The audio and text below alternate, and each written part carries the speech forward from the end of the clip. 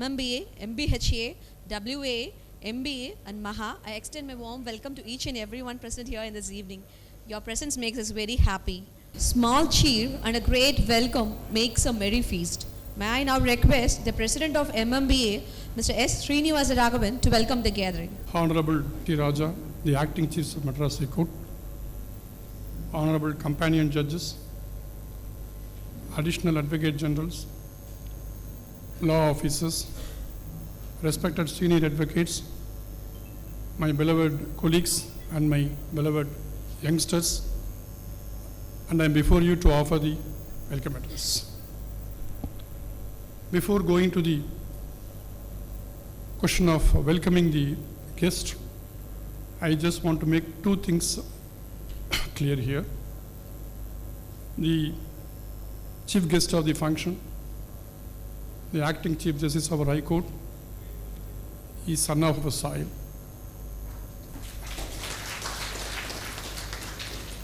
Hailing from a village called Thenur near Madurai, and having his schooling and college education and law at Madurai, and practiced initially at Madras High Court and shifted to Supreme Court, and had served the Madurai bench as an additional advocate general, and then elevated to the High Court, and then becoming the acting chief justice is something very unique, not everybody can achieve.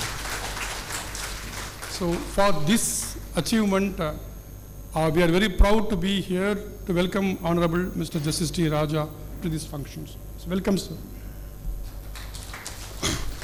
One more thing I just want to welcome Mr. Venkatramana, Senior Advocate, mentioned in the morning the importance of the village called Thenur. Many of us know that Mahatma Gandhi chosen to don the loincloth only at Madurai. Door number 125 Westmost Street, where he stayed, was the place where he changed his clothing from the full-fledged clothes to the loincloth. But the reason was the village called Thenur. Our honorable chief guest, when he was addressing the Gandhi Museum at Madurai, once fondly recalled that when the train Gandhiji was traveling from Madurai to Chennai, halted for some reason, must be crossing at Thenur, the Mahatma was able to see the villages around the field with poor minimum clothing.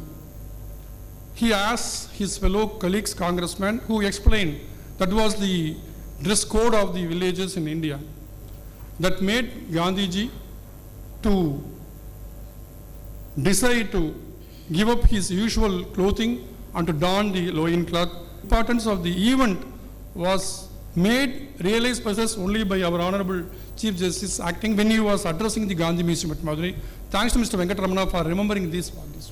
So that city, Thenur, has got one more cherished things to say. And from MMBA personally, I got two things to say about our Lordship. When MMBA was founded in 2005, His Lordship was serving as an advocate, Delhi Supreme Court. And along with our founder President Isaac Mohanlal, I remember that he was instrumental and helpful in making the association founded. Every time when I speak about Justice Raja, Mr. Isaac Mohanlal will fondly remember his contribution to MMBA. So MMBA feels proud of your Lordship's contribution. And secondly, he is also an academician. In the year 2018, when MMBA invited him for the Queen Designee lecture series, his lecture is still available on YouTube. I may request the advocates to go through. He has delivered an exuberant lecture in the new Land Acquisition Act called the Fair Compensation Act. It's another dimension of his Lordship. And from my point of view, individually, privately, when I was holding the webinar series during the lockdown period, His Lordship was very kind enough to address the webinar over the Zoom platform under the topic of the beauty and lacuna of the Constitution of India, and it has got the highest readership and viewership in the YouTube channel. So, my Lordship is also known to be an academician.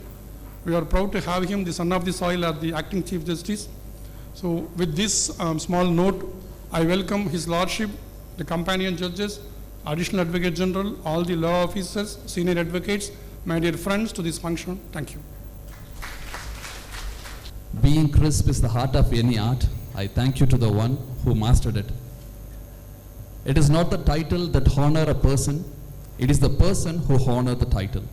In order to honor such a person, on behalf of all the Bar Association, I request Mr. M.K. Suresh, President in Charge MBA, K.P. Narayana Kumar, General Secretary MMBA, D. Anbarasu, Secretary MBHAA, P. Krishnaveni, General Secretary WAA, and R.B. Parirajan, Secretary MAHA, to honor our Acting Chief Justice of Madras High Court, Honorable Mr. Justice T. Raja, with a memento.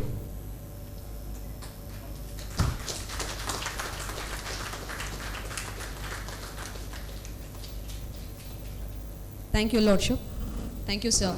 The roots of all goodness lies in the soil of appreciation. With this court, may I now request the Additional Advocate General of Madurai Bench, Mr. Veera Kathiravan, to felicitate Honorable Acting Chief Justice. My Lord, the Honorable Acting Chief Justice of our Charter High Court, my Lords, the companion judges of our High Court, Mr. R. Bhaskaran, my beloved brother, Additional Advocate General, Madurai Bench, Madras, and Mrs. Victoria Gauri, Deputy Solicitor General of India, Mr. S. Srinivasa Raghavan, President, Mr. K.P. Narayana Kumar, General Secretary of MMBA, Mr. P. Andiraj, President, Mr. D. Anbarasu, Secretary, MBHAA, Ms. J. Anandavalli, President, Mrs. P. Krishnaveni, Secretary, Women's Lawyer Association, Mr. M.K. Suresh, President in Charge, and Mr. R. Venkatesan, Secretary, MBA, Mr. K.P. Tyagarajan, President, and Mr. R.V. Parirajan, Secretary of MAHA, the office bearers of all Advocate Association of the Madurai Bench of Madras High Court, the special government pleaders, additional public prosecutors, and other law officers representing the state of Tamil Nadu in Madurai Bench of Madras High Court and the Union of India, senior advocates, the young members of the bar, the press and media, ladies and gentlemen. I am extremely happy to, amongst you, to wholeheartedly felicitate Honorable Mr. Justice T. Raja, the Acting Chief Justice of our High Court. And on behalf of the state, it is immense pleasure to felicitate our Acting Chief Justice. I take this opportunity with an immense pleasure to make a mention about my Lord, Honorable Mr. Justice T. Raja, who born in 25th May 1961 in Thenur village, Madurai district. His Lordship's school education was at Thenur Panchayat Union School, and further studies including undergraduation, post-graduation and law are all within the Madurai. His Lordship enrolled as an advocate on 22/6/1988, started practice in Madras High Court and later shifted the practice to the Honorable Supreme Court. He practiced in civil, criminal and constitutional and service laws before the Apex Court as well as the Delhi High Court and Central Administrative Tribunal. His Lordship was standing counsel for Dr. MGR Medical University, Employees State Insurance Corporation and Legal Service Society of the Supreme Court, and is having immense knowledge and experience in all civil and criminal matters in the Apex Court. His Lordship was the first Additional Advocate General appointed to the Madurai Bench, and he is the first judge elevated from the Madurai Bench on behalf of the Madurai. Apart from that, he is the first Acting Chief Justice who is coming and hailing from our Madurai. His Lordship was elevated as Additional Judge of the Madras High Court on 31/3/2009 and was made permanent on 31/3/2012. His Lordship was appointed as Acting Chief Justice of our High Court on 22nd September 2022. It is not necessary for me to say about the historic city of Madurai and the Madurai Bench of Madras High Court. His Lordship, Honorable Acting Chief Justice, is the son of the soil. We are proud to say that as a son of the soil, he attained all the heights in his career. The Honorable Acting Chief Justice T. Raja has delivered speedy and effective justice on wide variety of subjects. Such judgments reflect a strong sense of social justice and a deep sense of constitutional values. His Lordship dealt with all types of cases and delivered landmark judgments, more particularly in the restoration of water bodies and the new enactment pertaining to the Fair Compensation Act. While speaking for the bench at the Madurai bench of Madras High Court, His Lordship was delivered many orders pertaining to the encroachment in water bodies in Madurai city. I could remember His Lordship has appointed me as amicus curiae in water body encroachment matters, and the ancient Mariamman Teppakulam got its restoration only pursuant to the orders of my lords. Now that the acting Chief Justice, now we could see that Mariamman Teppakulam is full of water throughout the year. It is the right time to thank on behalf of the citizens of Madurai city, the Honorable Acting Chief Justice, in passing several orders for the benefit of general public. In passing several orders, more particularly in the matter of purifying the Vaigai river, which was mixed with the drainage and the restoration of Vandiur Kanmai, etc. Previously, the river Vaigai was polluted with several effluent water which was merged. Only after my Lord's intervention, all these mixed waters were stopped by the division bench. I take this opportunity further to share my views on the judiciary. Judiciary today is more deserving on public confidence than ever before. The true touchstone for measuring the sources of a judicial institution is a degree of confidence reported in it by the public, and it is a matter of great pride that our judicial system has entered the fullest respect and confidence of the public. A successful judicial system is a hallmark of any developed civilization. The judiciary has a special role to play on the task of achieving socio-economic goals enshrined in the Constitution while maintaining their aloofness and independence. We are proud to be a part of it. Socrates said that 4 things improve a great judge. 1, to hear courteously. 2, to answer wisely. 3, to consider soberly. And the last, and 4, to decide impartially. The judges must decide cases without fear or favor, affection or ill will, friends or foe. We cannot think of functioning of the courts without the members of the legal profession. The bar and bench are the 2 wheels of the chariot of justice. If one wheel is neglected, the other cannot gain speed and efficiency. We all know that our Honorable Acting Chief Justice is always courteous and polite with the bar members. Polite but firm like an ant, while walk on the earth, but strong enough to annoy and unscrupulous persons. Honorable Acting Chief Justice always understands the difficulties of the members of the bar and used to accommodate the lawyers in adjournments when the need is genuine, but if the need is frivolous, always firm to refuse the same. His Lordship as a judge has set a discipline of the court and the decorum of the court, which is fine, balancing act of firm and yet generous. I am grateful to the organizers of this function and for giving me this opportunity to felicitate our beloved Honorable Acting Chief Justice, Honorable Mr. Sri Raja. We wish our Lordships a successful tenure as a Honorable Judge of this court as an Acting Chief Justice. Thanking you one and all. No wonder, sir, why many juniors are fans. Thank you so much, sir. Success does not lie in results, but in efforts. Being the best is not so important. Doing the best is all that matters. May I now request the President of WAA, Ms. J. Anandavali, to felicitate our Acting Chief Justice. Good evening to all. It's my absolute pleasure to welcome you on this auspicious day.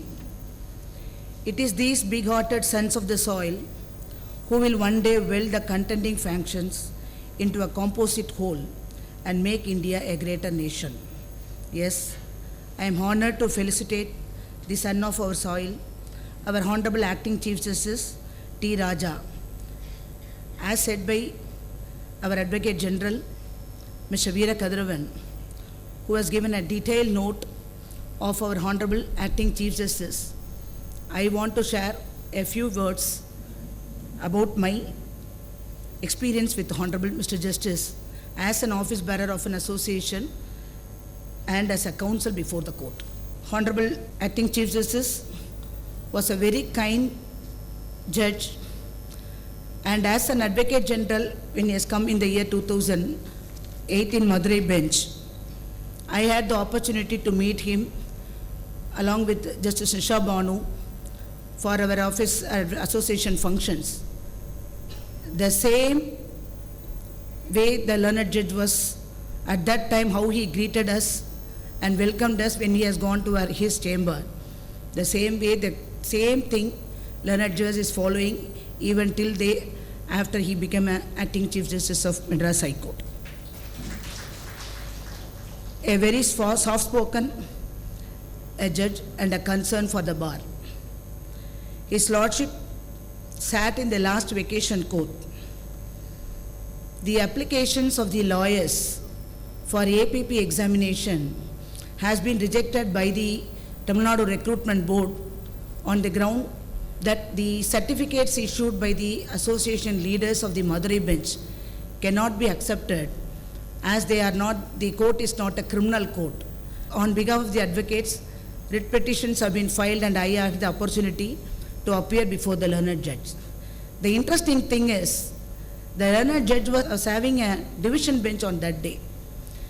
I made a personal request to the learned judge saying that since the examination is taking place at Chennai, unless and until an order came to be passed by the court on that day, it is difficult for them to go to Chennai and have a briefing time, because we advocates till the end of the after completing our office work, we have to go to Chennai, then we have to prepare for the writing the examination.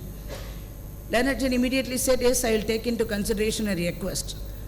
But the astonishing factor is, the acting Chief Justice has cancelled the division bench sitting at the afternoon and heard the bench, the single judge matter first, giving priority to these writ petitions and grant an order for all the advocates who has filed the writ petition, making them to write the written examination. See, this much great concern. See, suppose on that day the learned judge has very heavy matters on the division bench. Unless and until he cancels the division bench, hearing the writ petition will be postponed to the next day. Definitely, it is difficult for the bar to go to Chennai and write the examination. This is how the concern the learned judge has got so far as the bar is concerned. Particularly, I can say, being the son of the soil for the Madurai advocates. Learned judge has given a speech on the constitution in our association. It has had a lot of views. WA has got a YouTube channel. Learned judge has spoken on the constitution. On that day, people were astonished that this much of a speech Justice Raja can do in an association. People are shocked.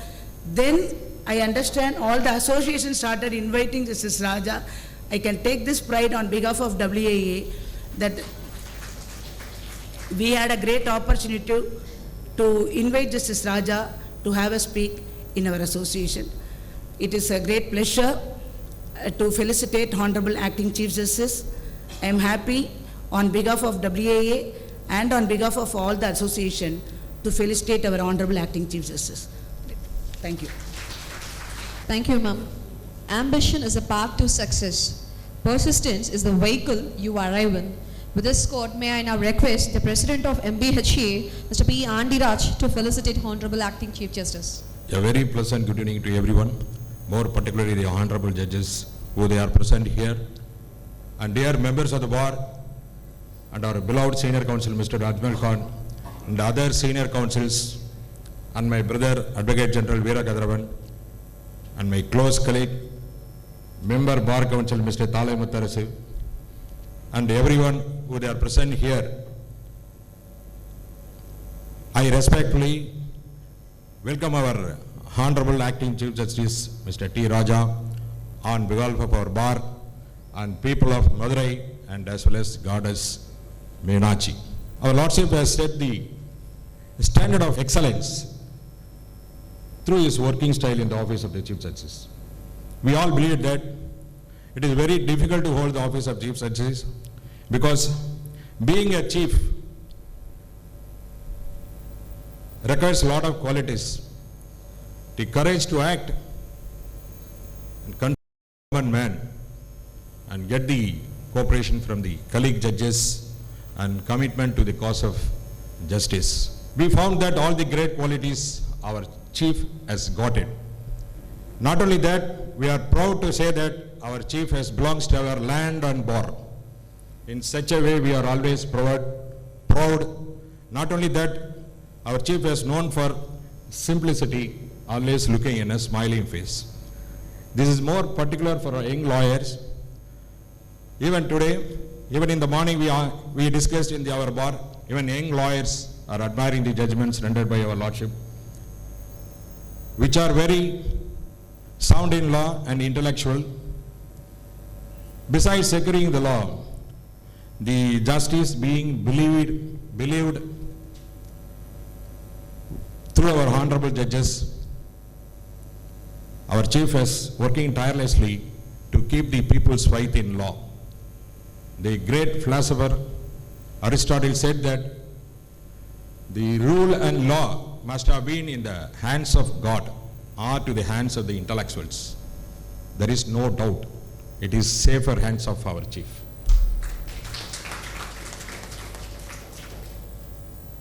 It's a great inspiration for the Madurai lawyers, because the first chief in my experience from Madurai, in such a way we are proud, words are not coming out of my mouth, because very difficult to argue before the division bench itself. It's a lot of judges are here. So very tough for me. On behalf of myself and everyone here, we make a prayer to the goddess Meenakshi. எங்களுடைய தலைமை நீதிபதி அவர்களுக்கு நீண்ட ஆயுளையும் ஆரோக்கியத்தையும் செல்வங்களையும் வழங்க வேண்டும் என்று வேண்டி விடைபெறுகிறேன். வணக்கம். The man who is known for hitting sixes, not just only in the pitch but also in the mic.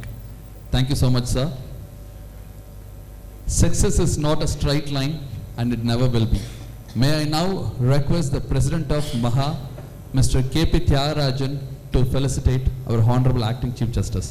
வீழ்ச்சியுறு தமிழினத்தில் எழுச்சி வேண்டும், விசையொடிந்த தேகத்தில் வன்மை வேண்டும், சூழ்ச்சிதனை வஞ்சகத்தை பொறாமைதனை தொகையாக எதிர்நிறுத்தி தூள் தூளாக்கும் கால் சிந்தை மரச்சீரல் மிகவும் வேண்டும், கடலை போல் செந்தமிழை பெருக்க வேண்டும் என்ற பாவேந்தனின் பாடலை முன்னுரையாக வைத்து உலகிற்கு எங்களை உய்வித்தார் போற்றி, மகிழுடன் மன நிறைவுடன் வாழ்வித்தார் போற்றி, நன்னறி வாழ்ந்த நல்லோரே போற்றி, முன்னறி தெய்வங்களாம் முழுமுதற் கடவுளாம் அன்னையும் பிதாவும் ஆசிரியரும் போற்றி போற்றி என்று என்னுடைய பெற்றவர்களை வணங்கி, வானுயர்ந்த கோபுரங்களை தன்னகத்தை கொண்ட கோவில்களை விட இந்திய திருநாட்டிலே சுட்டி காட்டுகின்ற அளவிலே விளங்கி கொண்டிருக்கின்ற மதுரை உயர்நீதிமன்ற கிளையினுடைய கிளையை அலங்கரித்துக் கொண்டிருக்கின்ற மாண்புமிகு நீதியரசர் பெருமக்களே, வருகை விருந்திருக்கின்ற அரசு கூடுதல் தலைமை வழக்கறிஞர் வீரகதிரவன் அவர்களே, பாஸ்கரன் அவர்களே,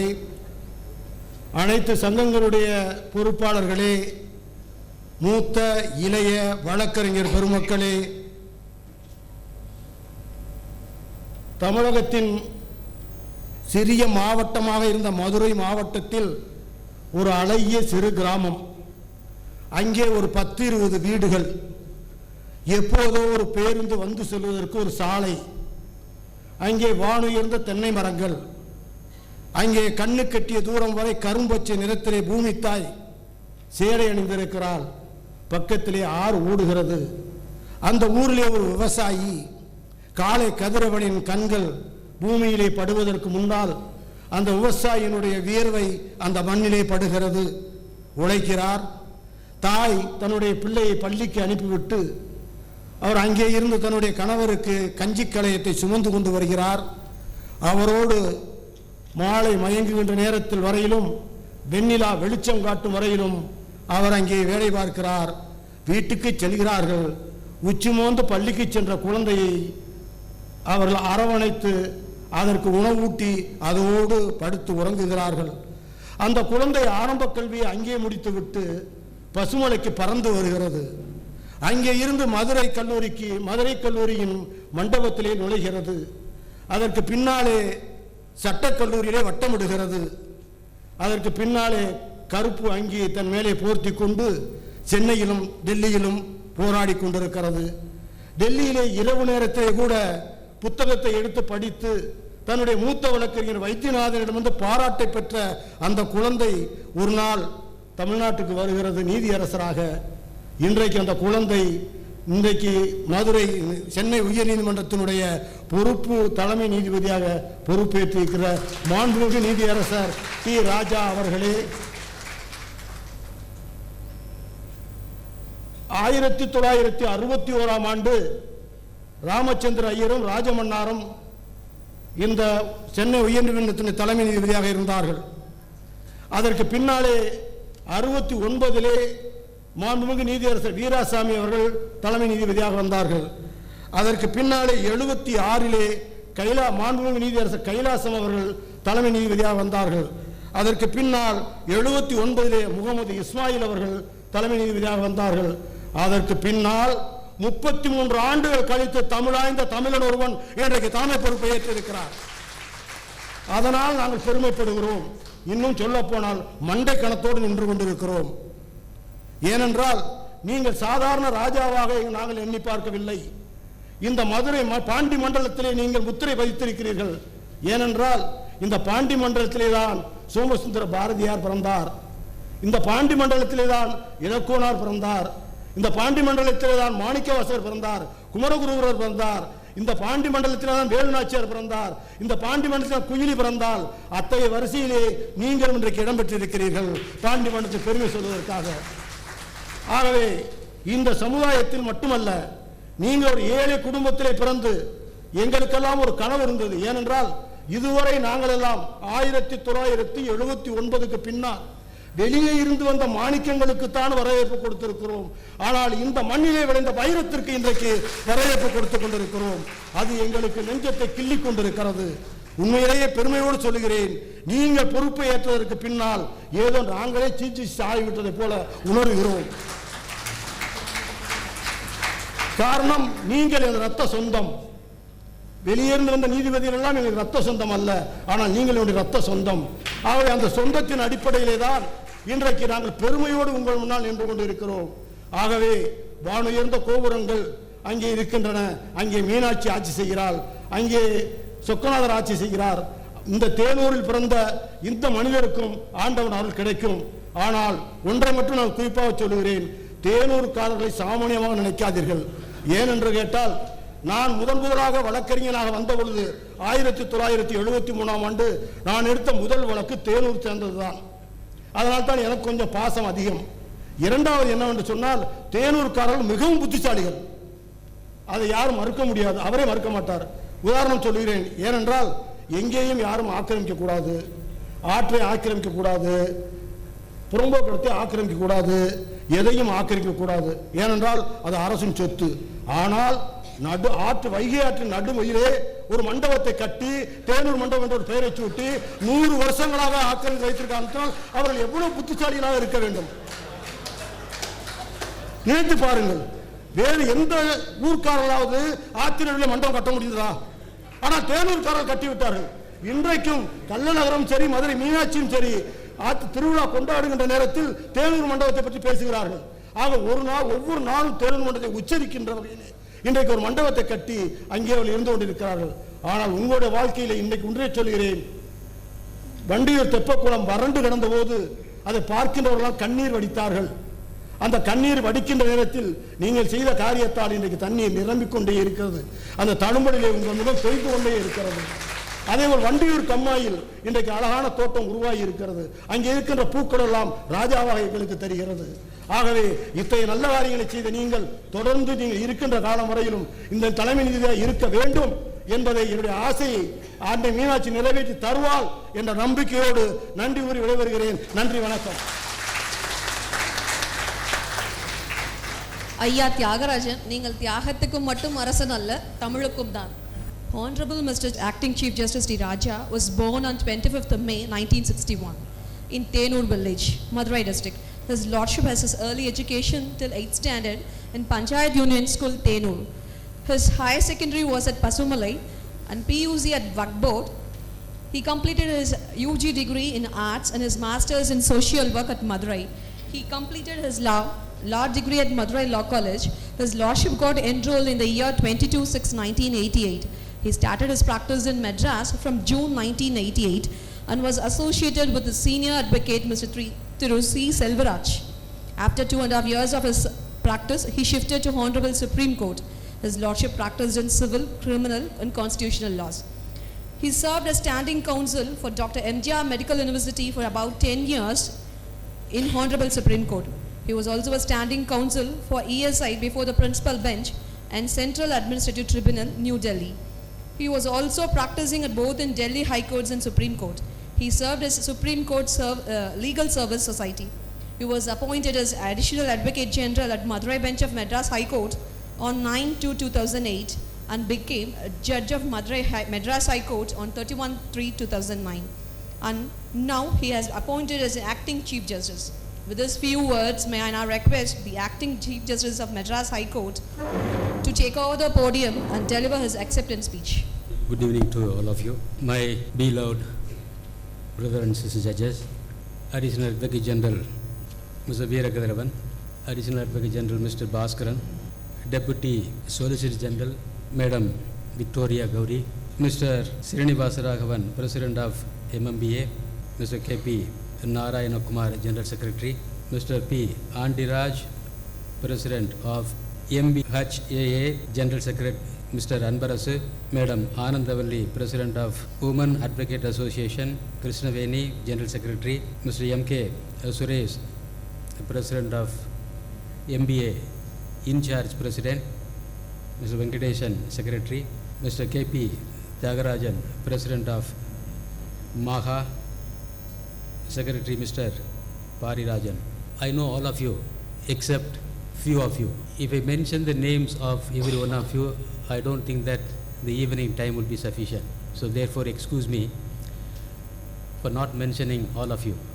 Senior members of the bar, it is in fact a momentous occasion which I may not be able to forget in my life. Registrars and other officers of our High Court, no doubt you people have organized a wonderful felicitation function today to only praise me. But I have been here for the last 13.5 years as a judge of the great High Court. Many people, including my brother judges, used to tell me there are few terrible judges in our Madras High Court. Maybe one, you may be one among them.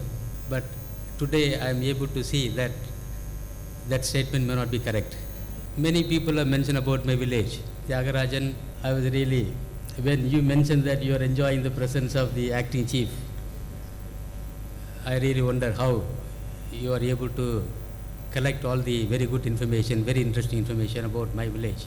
No doubt, my village is one of the special villages in the state, in the country. You know why? For the last 200 years, if I am right, no one can sell PD, cigarette, and more importantly today, as a judge, I have been sitting, and the moment I'm just going to divulge one very important and secret information to you. If any petition comes before me to close down the Tasmak shop, without even looking into the body of the affidavit which has been filed in support of the prayer, we always inclined to accept the prayer and used to allow the writ petition because we don't want the Tasmak shop. The reason is this: in my village, the unwritten constitution is this, the unwritten rule of law is this, that no one can sell BD or cigarette. We have number of shops, but when Mr. Tyagarajan was mentioning only 20 houses, but we have more than 1,000 houses. 1,000 houses. In fact, the voters are all more than 5,000 voters. So it's not a small hamlet, but it's a reasonably a good village. So in my village, nobody can sell PD or cigarette. Even today, it is being respectfully followed by all the villages, number one. More importantly, no one can open up any wine shop. No one can open up any liquor shop anywhere within the territory of my village. The credit will not only go to one family member, but it goes to every members of every villages in my village. Today, even today, we don't come across any problem of the public nuisance created by the smokers or the drunkards creating problem everywhere. I used to see in the TVs, the women folk used to come and then stage dharnas, process, and they used to take out a process and protest to close down the Tasmak shop. But that incident never occurs in my village. The reason is because very simple. Everybody realizes nobody wants to open up or want to make any money by selling either cigarette or the PET cigarette or by selling this liquor. This is a great important thing which I must tell you. The impact today is, I am not a smoker. My neighbors are not smokers. I am a teetotaler. My neighbors are also like that. So it shapes a person's personality to a great extent. That is one aspect of my village. The second aspect is our Srinivasa Raghavan was also mentioning. Gandhi became Mahatma Gandhi. Maybe for several reasons, but one partial reason is my village also. When he was in South Africa. When he went to South Africa, like you, a activist lawyer, when this gentleman was sent out from Porbandar by his own family members, because after coming down from England, he was just practicing in Bombay High Court and also in Porbandar district courts. But he was not able to speak properly. He mentioned in his autobiography. And after some time, he thought that this profession is not meant for me. And then he resolved to withdraw from the court's premises. I was able to go to Bombay High Court frequently. One day, I just had some time. I went into the museum that is being maintained by the Bombay High Court. Like the Madras High Court, we are also maintaining one museum in our Madras High Court. It is open to everybody. When I was just going from one desk to another desk, the Bombay High Court is keeping all the very important petitions, affidavit, letters written by Dr. Ambedkar. Please, you must all, as a lawyer, you must please go and see that. You will get very important inspiration that will be really making you to the great level.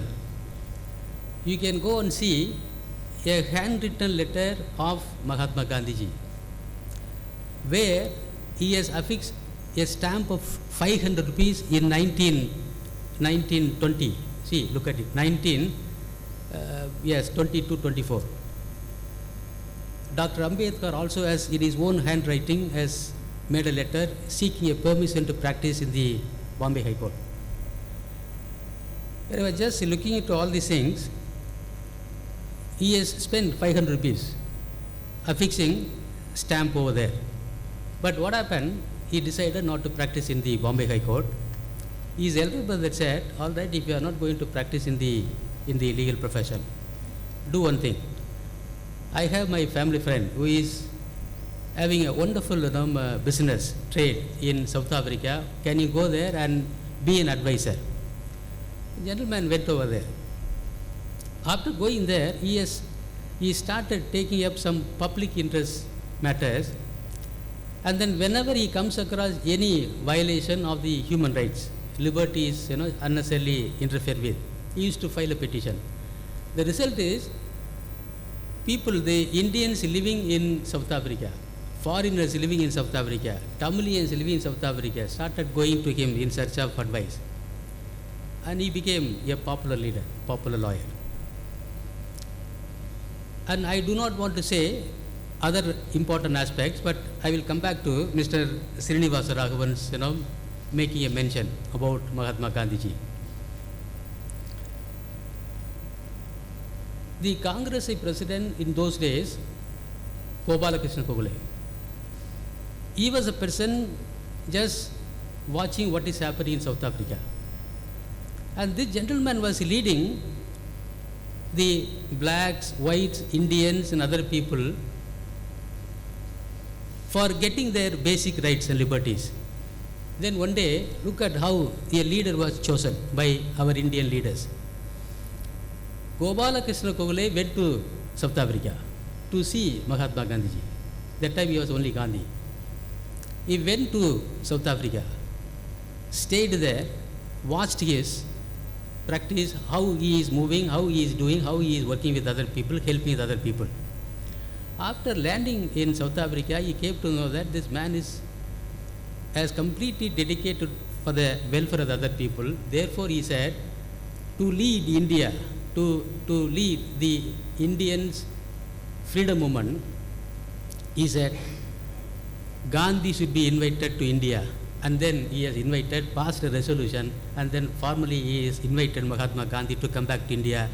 Then he resolved and they decided to quit the profession in South Africa, came to India. And then he said, now you have come to India and you have to take care of this, the freedom movement. But before getting into this politics, do one thing, go around the whole country, either by road or by rail or by your, whichever the way it is convenient to you. Please come around the whole country. Study the culture, civilization, habit, customs, usage of many people. Do not take any decision within this 1 year time. Come around the whole place. Gandhiji, accepting this great leader, he was just coming by train. When he was coming, by train, he was just passing through my village. It was only one, railway track. It was stopped. On both sides, if you just, visit my village, you can see the railway track is just in between the agricultural fields. He was just looking at the people. Maybe during this cultivation time he was coming.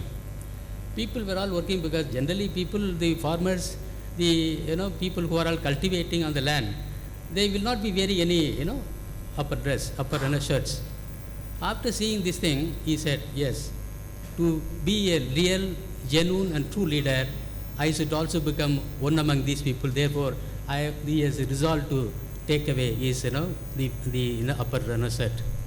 He came to Madurai, one place where he sat down over there and he removed the shirt. From then onwards, he decided not to wear the shirt. That has made him a Mahatma Gandhi. So that is a great background, the historical background of my village. Coming back to the Felicitation program. Friends, today I am standing as a guest. But I must tell you one thing, that recently I was just reading a newspaper. There I come across one article. That article said, in Mudumalai forest, they have counted the number of tigers. They said 283 tigers are all there. I just question, as a lawyer, as a judge, how is it possible to go nearer to the tiger and then count and come to a conclusion that in Mudumalai tiger sanctuary, this number of tigers are there. And then recently I went to Kaziranga, that is in Assam, just last week. You are all invited to take part in Chief Justice's conference, 2 days conference. Supreme Court judges came and then all the Chief Justices, second judges were all invited. We went there. 2 days program. One of the topics chosen in that conference was, what is the role of judiciary in maintaining this sustainable development? We need forests. Similarly, on the same way, simultaneously, we also need industries. So without compromising with the interests of the forest, environment, how to safeguard, how to promote the industry also. That is what the topic. And then the animals living in that forest, the birds living in that forest also became subject matter of discussion. Many people came and said, in India, in the Kaziranga Forest National Park, we have got highest rhinos, 2,500 rhinos are all there. It is not there anywhere in the world. And there they also said 250 elephants are also there. And many people raise a question, how is it possible? How can you just go nearer to the rhinos and then count it? My point is, I will believe that you can count animals living in the forest. You can also count the birds living in the jungle forest. You can also count the stars in the sky. You can also count the fishes which are living inside the sea.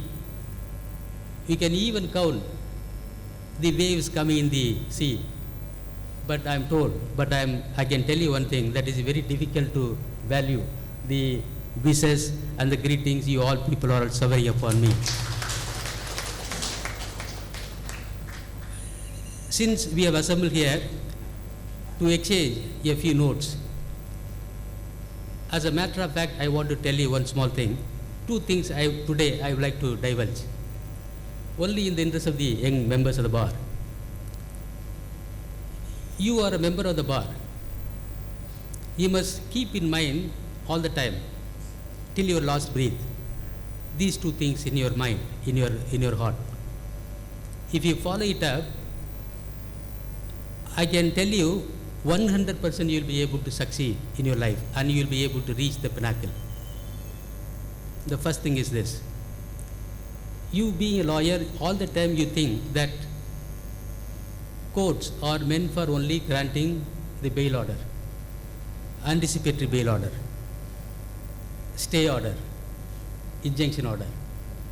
When you have any dispute with regard to the immovable property, we always file a suit for getting declaration on the title. So civil courts are meant for only granting the degree for declaration of the title. But beyond that, the courts are living, existing for you and me and for the common people. The courts are there not only to grant you the bail order, anticipatory bail order, but the courts are always there to redetermine the destiny of you and everyone in the world. I tell you how. Many people may not be knowing that within my short tenure as judge, lawyers, they used to file a petition. You are all coming here, taking the instructions, taking the wakalatnama from your client. But you must know one thing, that people will be coming to the court. See, when we have a problem, when we have a problem which cannot be resolved by a doctor, a problem which cannot be resolved by any one of your well-wishers, generally we will be going to court, going to the temple. We will be going to the temple with the folded hands, he will be standing and praying, making so many prayers before the God. My so-and-so member in my family, wife or father, mother or children are having this problem, please come and bless this soul. And then we will come back, and then whenever you find time again, you will be visiting the temple. But do you know one thing? The temple also will come to court via the lawyer. Many cases I can list out, but I list out few cases. Number of times when I was sitting as a judge, petitions have been filed one after the other. Look at the arguments, how they have been making the argument on behalf of the temple. They say, Lord, this temple, I don't want to mention the name of the temple. This temple in South India, in Tamil Nadu, is one of the richest temple and richer than Balaji temple, Tirupati Balaji temple. But the movable and immovable properties have been completely knocked away by various people whosoever is coming as a trustees, coming as the management, coming into the management. And this temple is having huge extent of lands, and all the lands have been leased out to the lessees, with the belief that these lessees would be paying monthly rent or the monthly lease amount to the temple. But what happened, whosoever has come to take away the land belonging to the temple, they don't pay the lease, they don't pay the rent. The result today is the temple has been closed down. And the more importantly, we do not have sufficient money to buy lamp. We do not have money to just light up the land. When there is no lamp lighted inside the shrine, inside the sanctum sanctorium, what will happen to the temple? And if there is no sufficient money to pay to the priest, pay to the pujari, the pujari will not be coming to maintain the temple. If there is no one to clean up the temple, what will happen to the temple? temple will be always emitting very bad smell. And then the meaning of temple, the name of the temple will completely lose its vigor. Therefore, they say the lands belonging to the temple has been completely leased out to the lessees, but the lessees are not paying the money. Unless you redeem the property and give back to the temple may not be able to keep the door open. And people may not, the devotees may not be able to go back to the temple. The court, the lawyer will have to work out a strategy.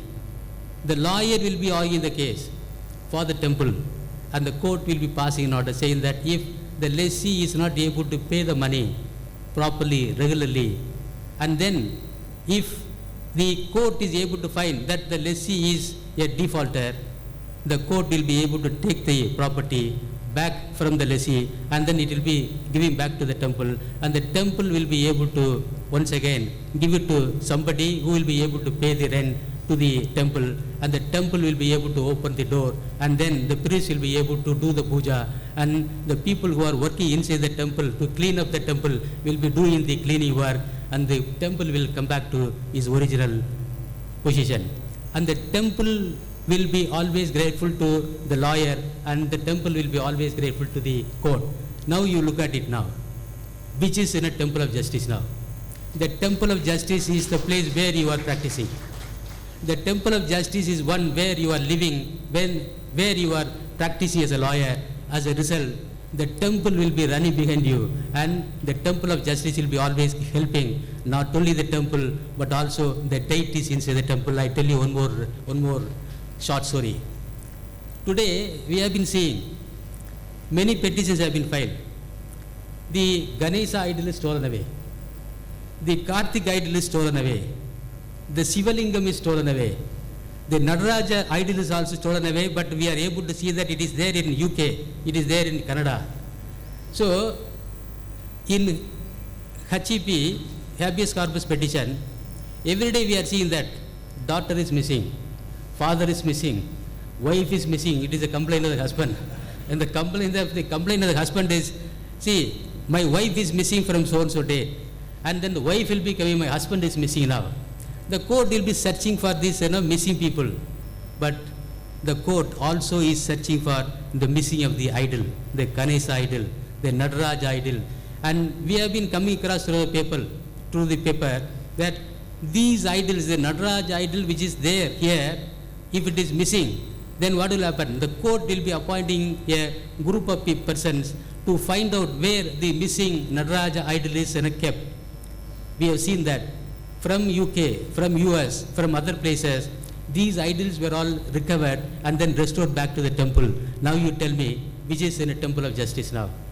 The temple of justice, the true temple of justice is the place where your practice is a lawyer, and where if you are able to tell the court that this is what the injustice done to the temple, and the temple will be assisted by the lawyer and the judge. Therefore, you have a prime important role to continue as a lawyer, and then you must be proud of being part of this great profession. And the second important thing is, we are all heavy stakeholders of the temple of justice. You should be also proud of being a part of this profession. We as a stakeholders of the justice delivery system, I would tell you one small thing. If you go back to the pre-Christ era or the post-Christ era, again you will be enjoying, you will be liking to be in the profession. We all know that even before Christ came into this world, we have seen Alexander the Great. He lived in this earth 500 years before Christ was born. We also know that Socrates' era was before Christ. And the difference between the Socrates and Thiruvalluvar is only, as per my reading, my assessment, is a matter of only 60 or 70 years. People, the historians are saying, see, when Alexander the Great was born, after he was grown 10-year-old or 12-year-old boy, his father Phillips too has appointed Aristotle the disciple of Socrates as a guru, as a teacher to Alexander the Great.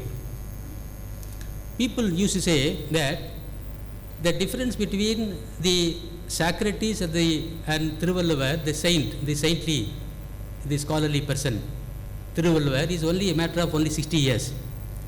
But he was born before Christ was born.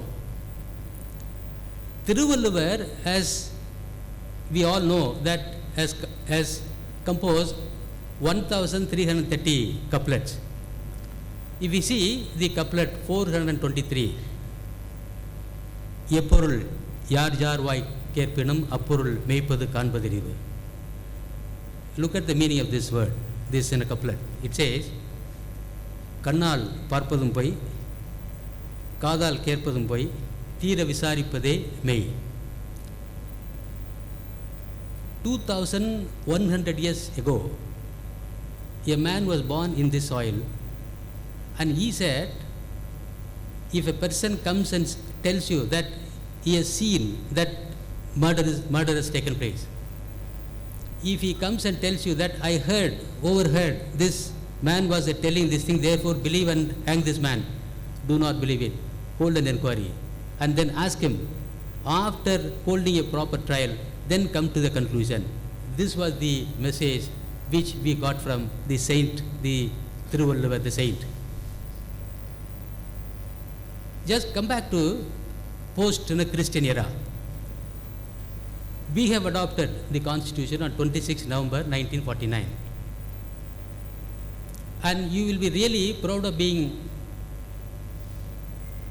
part of this great nation, because we, as a citizen, have adopted the Constitution on 26 November 1949. Our Constitution makers, the father of Constitution, Dr. Ambedkar and other architects, they thought India should adopt the parliamentary system of government. They didn't want to go by the US style of functioning. We will go by the British model, that is the parliamentary system of government. Finally, they adopted.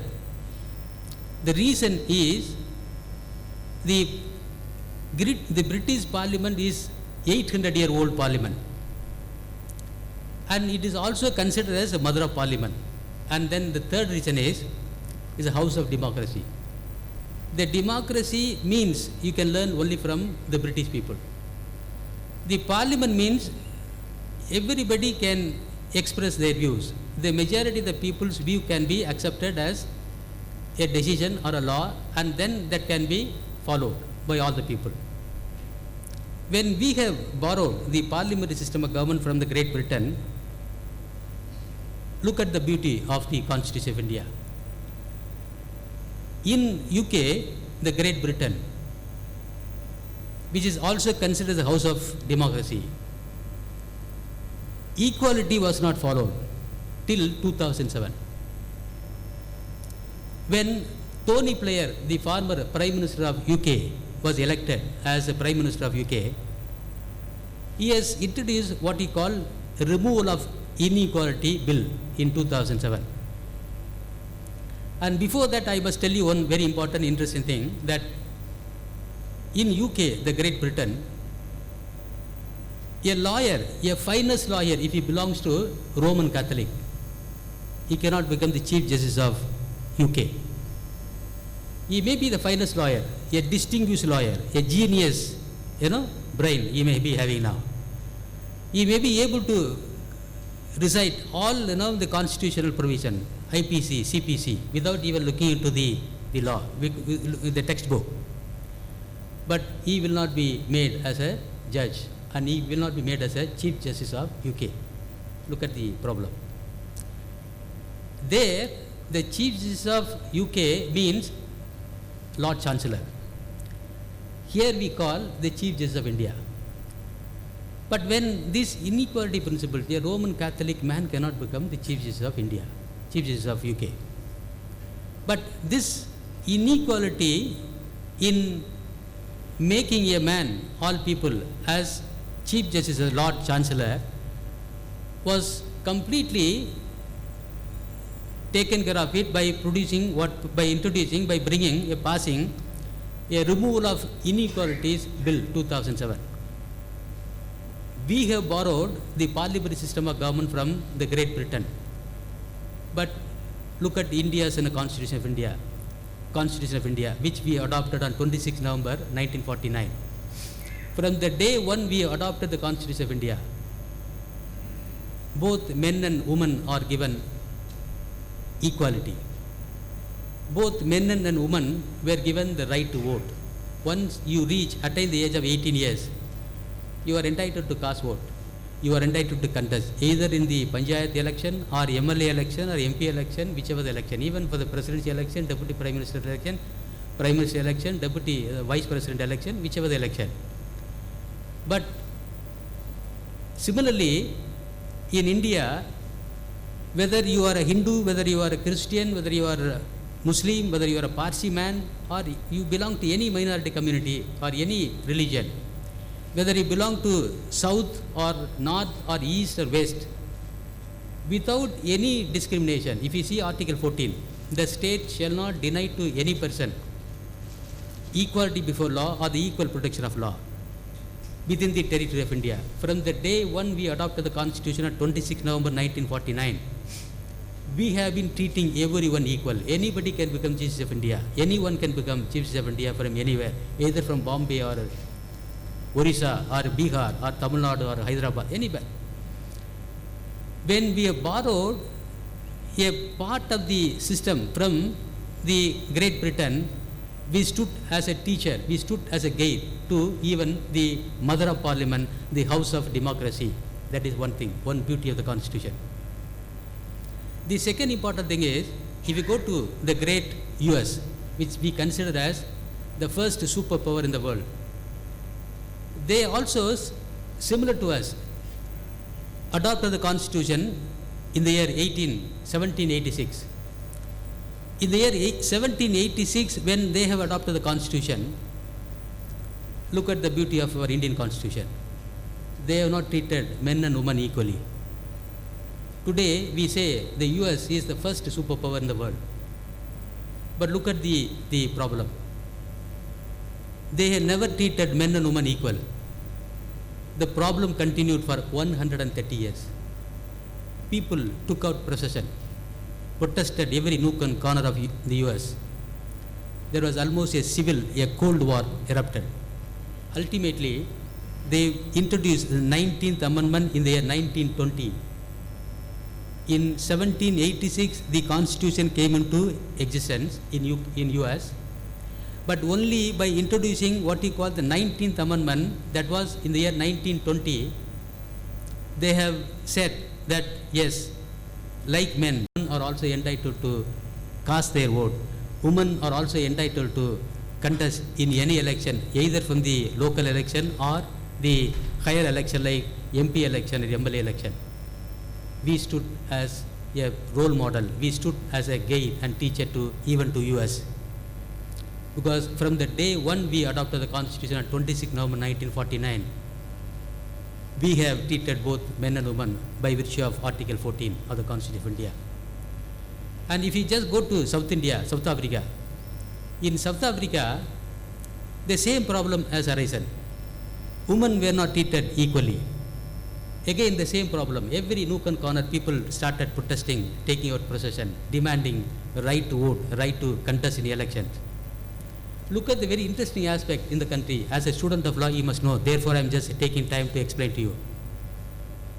See, ultimately, when problem went out of control, the government thought that, yes, the right to vote should be given not only to men, but also to women. And when only in the year 1930, they took a policy decision, and then they introduced a proper amendment, and then they said, right to vote shall be given even to only white women. Look at it, not to the black woman. The black women were denied the right to vote. When the right to vote was given to the white woman in the year 1930, the black women were completely neglected. And then the problem continued for another 63 years. after 63 years, the right to vote was given equally to men, women, white women, black women. But come back to India. In India, we have the constitution adopted on 26 November 1949. From the day one we have adopted the constitution, we have been treating both men and women equally. Today, if I want to tell you one very interesting aspect, if you go to the subordinate judiciary, 63% of women are occupying the decorating the chairs of the Temple of Justice. Only 35% are men occupying or decorating the subordinate judiciary. The credit goes only because of the Article 15. We stand always as a role model. We always stand as a teacher to the entire world, pioneer. Therefore, be proud that you are a lawyer. Be proud that you are part of the greatest profession in this world. And we always see, today you being a lawyer, don't think that only judge alone can do some miracles. Judge will be sitting only in the chair. Unless you bring a cause of action to the judge may not be able to pass an order, may not be able to pass a degree or a judgment. We do not know what is happening in Karyapatti. We do not know what is happening in Theni. When you are able to bring to the court that this is the temple is closed down because the idol is missing for the last 10 years, the shrine is closed, there is no sanctum sanctorium. Therefore, do some inquiry and then find out how this idol has been missing. Court will be able to form a committee. Court will be able to pass a direction, directing the state government, central government and the local, body. And then they will be going into the matters. Finally, the court will be able to restore the temple back to its original position. The credit will go to only the lawyer, and then some of the credit only will be going to the judges. What I am going to say, what I wanted to say, the message is, today as a lawyer, you must be feeling proud of being a part of the great profession. But there is one risk which I also must indicate to you. Today, the legal education has undergone a very big change. In those days, we can just go into a law college, get a degree and then we can practice. Today, what is happening today is, if you go to see the Kanpur, the Gorakhpur IIT, in Gorakhpur IIT, Calcutta, West Bengal, a law faculty has been opened up. In the law faculty, you know what is the admission criteria? In IIT Kharagpur, West Bengal, if a person wants to get admission into law courts, he should be an engineer. If you are only a +2 student, or if you are a BSc degree holder, BCom degree holder, you will not be given admission over there. Similar to the IIT Kharagpur, 2 more law faculties have been opened up in India. One in Kanpur, UP, the another one in Delhi campus. They are also introducing the same syllabus, saying that if you are an engineer, then you can become a lawyer. If you are not an engineer, you are unfit to become a lawyer. Where you are going to, how you are going to face. If these law students coming out from this IIT Kharagpur, the law students coming from this Nagpur, this Kanpur IIT, and then the law students coming from this Delhi law campus, carrying this BE degree, if they are coming to you and if they are going to argue the matter before you, what will happen to you? How you will be able to draft a petition? How you will be able to file a written submission? The judge will be looking at this gentleman only. Whatever he is asking, then the judge will be granting. Therefore, equip yourself. And you have got so much of thing you must learn. A lawyer under the sun and moon is supposed to know everything. See, I want to tell you only small thing, then I'll rest my speech. See, a patient may be going to a hospital or doctor. If the doctor is not properly treating, or instead of giving a right medicine, he has given a wrong medicine, or instead of just doing a proper surgery, some problem has occurred. As a result, the patient died. The family member who has lost the the beloved family another family member will be coming to a lawyer. There they will be explained to you, when my son or my children were going to this hospital, they were hale and healthy, but they were not able to come back because it was wrongly, the medicine was wrongly administered, medical negligence. So when medical negligence is going to be argued by you on behalf of your lawyer, you are not only supposed to know what is law, but you are also expected to know what is the medical negligence. How do you know? But you must know, for fever what is the medicine you are going to take, for running nose what is the medicine you are supposed to take, for pain what are the medicine you are supposed to take. So you are supposed to know so many things. Therefore don't think that only the law book alone you are supposed to read, and you must read everything. Only then you will be able to become a successful lawyer. Friends, I hope I have taken most of your time, and your clients will be waiting for you in your office with the huge material in section. So I thank you very much for holding this felicitation function, and I may not be able to forget whatever you all people have spoke in my favor, and then I will try to return you back. When I meet you back, then I will talk to you properly. And then thank you so much for so much of time you people have devoted for organizing this function, for gracing this function. Thank you very much.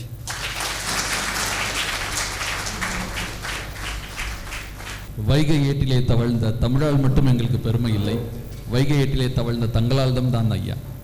I request our Deputy Solicitor General, Ms. Victoria Gauri, to give a memento.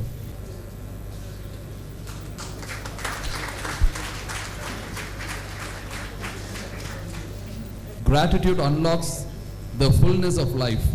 It turns what we have into enough and more.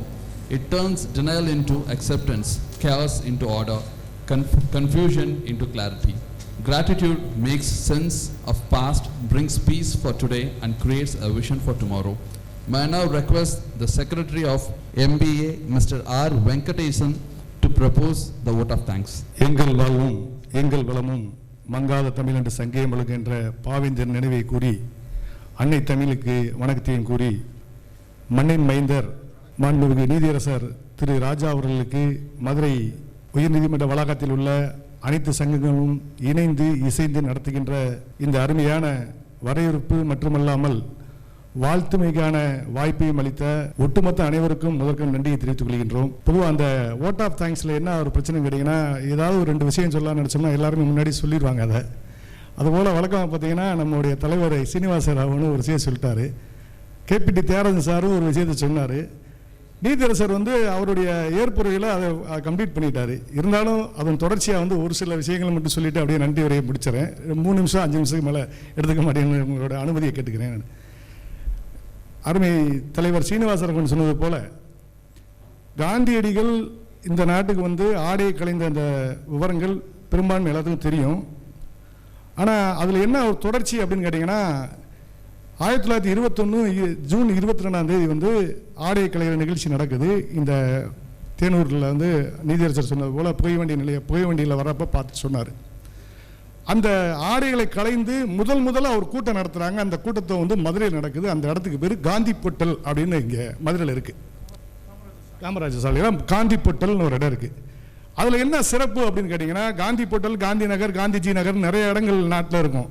இந்த காந்தி பொட்டலோட சிறப்பு என்னன்னா, இந்த ஆடையை கலைந்துட்டு அங்கே அவர் சிறப்புரை ஆற்றுறாரு. இன்னொரு மிகச்சிறந்த சிறப்பு என்னன்னு கேட்டிங்கன்னா, இந்த காந்தி இங்கே ஆடைகளை கலைந்து அந்த நிகழ்வுக்காக அங்கே ஒரு சிமெண்ட் சிலையில் ஒரு காந்தி சிலை நிறுவப்பட்டு நீண்ட நெடுநாட்களாக இருக்குது. அது சரியான பராமரிப்பு இல்லாமல் சிதலமடைந்து அந்த சிலையில் இருக்கிறப்ப அந்த சிலையை அந்த பகுதியில் போகிற மக்கள்லாம் பார்த்துக்கிட்டே இருப்பாங்க. என்னடா அந்த காந்தி ஜெயந்தி, காந்தி நினைவு நாள் மட்டும் பார்ப்பாங்க, அப்படியே அந்த பேப்பரில் வரும் போயிடும், அப்படி இருந்துச்சு. இதை ஒருத்தர் விட்டு நோக்கி பார்த்துட்டே இருந்தார். என்ன பார்த்துக்கிட்டா, காந்தி சிலை இருக்குது, அதுக்கு செப்பனிடுறதுக்கு வழி இல்லாமல் இருக்குன்னு சொல்லி நீதியரசருடைய அருமை சகோதரர், கல்வி பரவலர், அருமைக்குரிய சகோதரர் சாமி காளை என்றவருடைய பெரும் முயற்சியில் அந்த சிமெண்ட் சிலையை அகற்றி இன்றைய தினம் அந்த இடத்துல ஒரு வெங்கல சிலை அமைத்து அந்த இடத்துல நிறைவேற்றிருக்கு. அந்த வெங்கல சிலையை மாண்புமிகு நீதியரசருடைய பொற்கரங்களாய் திறந்து வைத்ததுக்கு இந்த நேரத்தில் அவர்களுக்கு எங்களுடைய அன்பான நன்றியை தெரிவித்துக் கொள்ள கடமைப்பட்டு இருக்கின்றோம். இன்னொரு நிகழ்ச்சி என்னன்னு செய்தி என்னன்னு கேட்டீங்கன்னா, நம்ம தியாகராஜன் சார் சொன்னார் பாருங்க, 100 வருஷமாக வந்து தேனூர் மண்டபத்தை வந்து ஆற்றுக்குள்ளே கட்டி வச்சுருக்காங்கன்னு. அது உண்மையான சம்பவம் என்னென்னு கேட்டிங்கன்னா நிறைய பேருக்கு தெரியும், சீனியர்ஸ்க்கெலாம் தெரியும். இந்த வைகையில் ஆற்றுல அழகர் இறங்குற சம்பவம் வந்து பார்த்திங்கன்னா இப்போ ஒரு 200-300 ஆண்டுகளுக்கு முன்னே தான் இங்கே இருக்குது. அதுக்கு முன்னாடி பார்த்திங்கன்னா இந்த வைகையில் ஆற்றில் அழகர் இறங்கும் அந்த வைபவங்கள் வந்து அலங்காநல்லூருடைய தேனூர் மண்டபத்தில், தேனூரில் தான் வந்து அந்த ஊர் நீதியரசர் பிறந்த ஊரில் தான் அந்த நிகழ்ச்சியே நடந்திருக்கு. அங்கே தான் வந்து மண்டப முடிவருக்கு வந்து விமோச்சனம் கொடுக்குற போன்ற நிகழ்ச்சியெலாம் நடந்திருக்கு. அப்படி வரப்போ அந்த வழி வந்து அலங்காநல்லூர் வழியாக வருது. அதனால தான் அந்த ஊருக்கு அந்த அலங்காநல்லூர் ஊரை வந்து அலங்காரம் பண்ணி வச்சுருக்காங்க. தான் அந்த ஊருக்கு அலங்காநல்லூர்னு பேர் வச்சுருக்காங்க. இப்போ இந்த வரலாற்றில் அது இருக்குது. அப்படி இருந்த காலத்தில் வந்து அது திடீர்னு ஷிஃப்ட் ஆகி மதுரைக்கு வருது. அந்த ஆற்றுல இறங்குற வைபவங்கள் வந்து மதுரைக்கு வர்றப்போ வந்து பெருமனசோடு வந்து இன்றைக்கி உள்ளவங்களாம் டப்புன்னு கோர்ட்டில் போய் ஸ்டே வாங்கியிருப்போம். நாங்கள் தான் நடத்தணும், திடீர்னு நீங்கள் நடத்துங்க அப்படிலாம் கோர்ட்டில் ஸ்டேலாம் வாங்கலை. மக்களுடைய ஆசைகள் நிறைவேறுன்றதுக்காக அதை விட்டு கொடுத்த அந்த பெருந்தன்மையான ஊரில் பிறந்தவர் தான் நம்ம நீதியரசர் என்பதை சொல்லியிருக்கோம். அதன் நினைவாக தான் வந்து தேனூருக்கும் மதுரை வைகை ஆட்டுக்கு என்ன சம்பந்தம்னா அந்த தேனூரில் நடந்த நினைவை வந்து குறிக்கிறது தான் தேனூர் மண்டபம்னு இங்கே ஒரு மண்டபம் இருக்குது. அந்த மண்டபத்தில் இப்போ நம்ம பார்த்துக்கிட்டு இருக்கோம். அந்த நீண்ட நெடுநேரம் வந்து இரவு ஃபுல்லாக வந்து அழகர் அங்கே தான் இருப்பார். இப்பயும் நடந்துகிட்டு இருக்கு. இப்போ போன வட்டம் நடந்த விஷயத்தில் கூட அப்படி தான் இருக்குது. அவ்வாறான ஒரு சிறப்பான ஊர்லேருந்து வந்து இன்றைக்கி வந்து நம்முடைய உயர்நீதிமன்றத்தில் ஒரு பொறுப்பு நீதிபதியாக இங்கே பதவியேற்று நம்மளையெல்லாம் அலங்கரித்துக் கொண்டிருக்கின்ற, அது மட்டுமல்லாமல் நாங்கள் ஷார்ட் நோட்டீஸில் போய் கேட்டோம், நாங்கள் அனைத்து சங்கங்களும் சேர்ந்து இந்த நிகழ்ச்சியை நடத்துகிறோன்னு சொல்லி உடனே இசைவு கொடுத்து உடனே வந்து இந்த விலையை சிறத்து கொடுத்துருக்காரு. அவருக்கு எங்களுடைய அனைத்து சங்கங்கள் சார்பாக நன்றி இழந்த வணக்கத்தையும் நன்றியும் தெரிவித்துக்கிறோம். இரண்டாவது, எங்களுடைய அன்பான அழைப்பை ஏற்று இங்கே பல்வேறு அலுவலர்களுக்கிடையே எங்களுடைய அன்பான அழைப்பை ஏற்று வருகை இருக்கின்ற மாண்புமிகு நீதியரசர்கள் முறையே நீதியரசர் திரு சேஷசாயி அவர்களுக்கும், உடனிருந்த திருமதி நீதியரசர் பவானி சுப்ராயன் அவர்களுக்கும், நீதியரசர் புகழேந்தி அவர்களுக்கும், நீதியரசர் ஸ்ரீமதி அவர்களுக்கும், நீதியரசர் விஜயகுமார் அவர்களுக்கும், நீதியரசர் சுகுமார் தொடுப்பு அவர்களுக்கும் மற்றும் இங்கே எங்களுடைய அழைப்பை ஏற்று வருகை இருக்கின்ற மத்திய அரசினுடைய துணை வழக்கறிஞர் திருமதி விக்டோரியா அவர்களுக்கும், மாநில அரசினுடைய ஏஏஜி அருமையுரை சகோதரர்கள் வீரகதரன் பாஸ்கரன் அவர்களுக்கும், இந்த விழாவினை இங்கே சீரும் சிறப்பாக நடத்துவதற்கு பல்வேறு விதங்களில் உதவி செய்கின்ற அனைத்து மக்களுக்கும் நன்றி தெரிவித்துக் கொள்வதுடன், தமிழ் தாய் வாழ்த்தை வந்து டேப்பில் போட்டு கேட்போம். ஆனால் நம்ம டி செக்ஷனில் இருக்க கண்ணன் வந்து அவருடைய அண்மையான குரலில் வந்து அதை தமிழ் தாய் வாழ்த்து மற்றும் தேசிய கீதத்தை பாடுவார். அவருக்கு இந்த நேரத்தில் வந்து ஒரு சிறப்பான ஒரு தேங்க்ஸையும் சொல்லிக்கிட்டு இங்கே வருகை தந்து விழாவை சிறப்பித்துக் கொண்டிருக்கின்ற மூத்த, இளைய, முன்னாள், இந்நாள், இந்த வருங்கால அனைத்து வழக்கறிஞர் நண்பர்களுக்கும், குறிப்பாக நீதியரசருடைய குடும்பத்திலிருந்து வந்திருக்கின்ற அருமை சகோதரர்கள் சாமிக்காளையன் அவர்களுக்கும் மற்றும் வந்திருக்கின்ற அருமை சகோதரர்களுக்கும், எங்களுடைய இளம் வழக்கறிஞர்கள் மற்றும் பதிவுத்துறையை சார்ந்தவர்கள், இந்த ஏடிஆர் செக்ஷனில் வந்து உதவி செய்திருக்கின்ற பாபு அவர்கள், அவருடன் இணைந்து எங்களுக்கு இந்த உதவி செய்து கொடுத்த எம்சி தம்பி பார்க்குற அப்படி எம்சி வந்து நல்லா பண்ணி கொடுத்த 2 பேருக்கும், எங்கள் வருகை தந்திருக்கின்ற அனைவருக்கும், எங்களுடைய அன்பான தலைவர்கள், செயலாளர்கள், அவங்கள நாங்கள் சொல்லணும். ஏன்னா நாங்களாம் சேர்ந்து செய்தனால அவங்களுக்கு ஸ்பெஷலாக சொல்ல வேண்டியதில்லை. நேரம் அதிகமாக கொண்டிருப்பதால் இந்த வந்திருந்து அனைவருக்கும் எங்களுடைய அன்பான நன்றியை தெரிவித்துக் கொள்கிறோம். இது அனைத்து சங்கங்கள் சேர்ந்த ஏற்பாடு செய்த விழா என்பதால் அனைத்து சங்கங்கள் சார்பாகவே எங்களுடைய நன்றியை தெரிவித்துக் கொள்கிறோம். நன்றி, வணக்கம், நன்றி. We thank you to the one who thanked all. Thank you so much, sir. May I now request Special Government Pleader A.K. Manikam, sir, to honor our Chief Guest.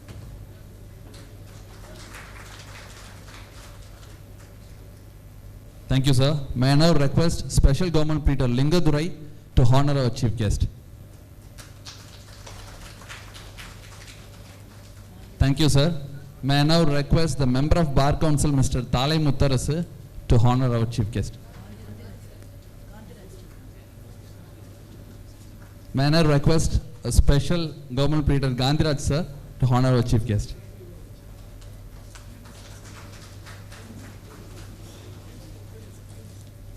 May I now request Advocate Shanmugaraja Seyadupati to honor our Chief Guest. May I now request the Vice President of MBHAA, Mr. Krishnadas, to honor our Chief Guest. May I now request S. Veeranaswamy, Special PP, to honor our Chief Guest.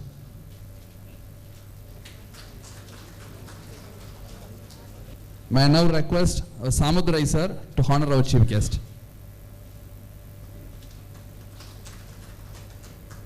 May I now request our AGP Villavan Kodai sir to honor our chief guest. May I now request Mr. Alagram Jodi to honor our chief guest.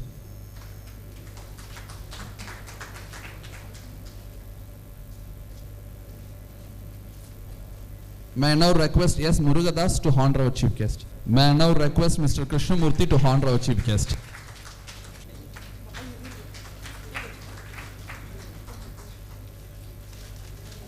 Thank you, sir.